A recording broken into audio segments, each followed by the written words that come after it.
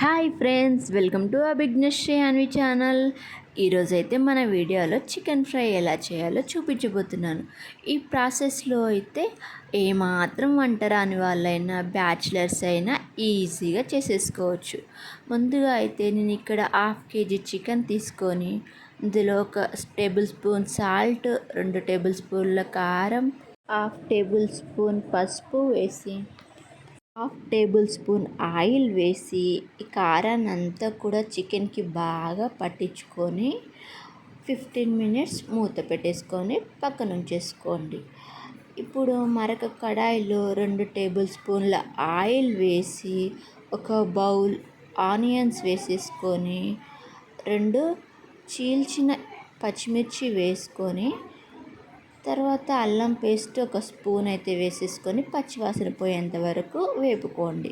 1 table spoon పసుపు వేసి ముందుగా మనం మ్యాగ్నేట్ చేసిన చికెన్ అయితే ఈ కడాయిలోకి వేసేసుకొని బాగా కలిపండి.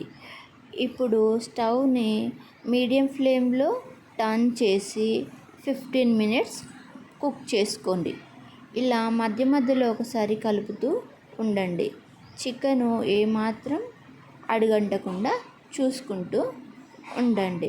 ఇప్పుడు మూత తీసేసి చికెన్ మొత్తాన్ని కూడా ఒకసారి కలిపేసుకొని ఇప్పుడు 1 టేబుల్ స్పూన్ ధనియాల powder, 1/2 table spoon garam masala వేసేసుకొని బాగా కలుపుకోండి.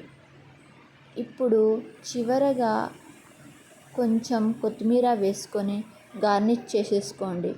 ఇలా గ్రేవీగా ఉండే చికెన్ ఫ్రై చపాతీలోకైనా అన్నంలోకైనా చాలా రుచిగా ఉంటుంది.